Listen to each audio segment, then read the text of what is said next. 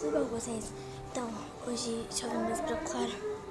Hoje eu tô aqui em Osasco, São Paulo, tá? Pra quem nunca teve em São Paulo, essa é a minha chance de vir aqui. Só lembrar pra vocês, gente, eu não moro em São Paulo, nem no Rio, nesses lugares mais conhecidos. Eu moro em Ubá, tá? E vocês estão escutando barulho? É um barulho da televisão mesmo.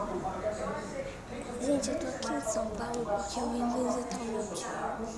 Eu visito ele tanto, sim, porque ele tá no hospital e ele sofreu um acidente, ele sofreu um infarto dentro do carro, ele estava dirigindo, bateu num caminhão, dos paradas cardíacas e... Gente, olha aqui, olha o boi que tem lá atrás, olha lá, gente, parece que nós estamos num bar, eu vou mostrar pra vocês. Gente, eu vou mostrar pra vocês porque parece que nós estamos em um bar cheio de cachaça, olha a cachaça, olha a cachaça, cachaça, cachaça, cachaça, cachaça, cachaça, som, cachaça, cachaça, cachaça, cachaça, tá legal.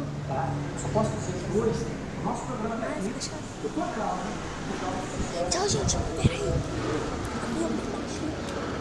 Gente, olha o helicóptero bem baixo. Gente, o helicóptero tá bem baixo. É por isso que eu saí correndo. Tá batendo. O cometa tá doendo. Olha, gente, pega a metralhadora. Tra, tra, tra, tra, tra. As que comandam o tra, tra, tra, tra, tra, tra, tra, tra, tra, tra, tra, tra, que comandam o tra. Gente, não olha pro meu avô, tá, gente? Que eu não vou mostrar ele, que ele é tudo.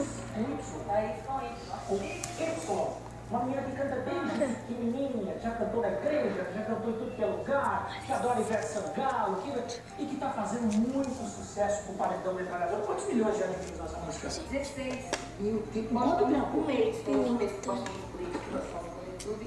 Chegamos a 16. Está desesperado. Deixa eu vou dormir, tá? Gente, aqui tem cachaça. Vou abrir pra vocês, mas vão pingar. Wesley Safadão ia cantar na música. Eu não espero que ninguém fosse cantar. Esse começa a cabeça. Eu tô pingando, gente. Cachaça, vai.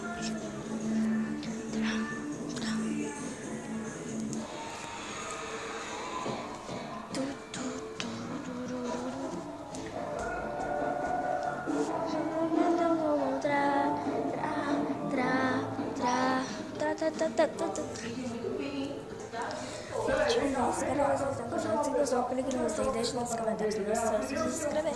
O DVD vem cá,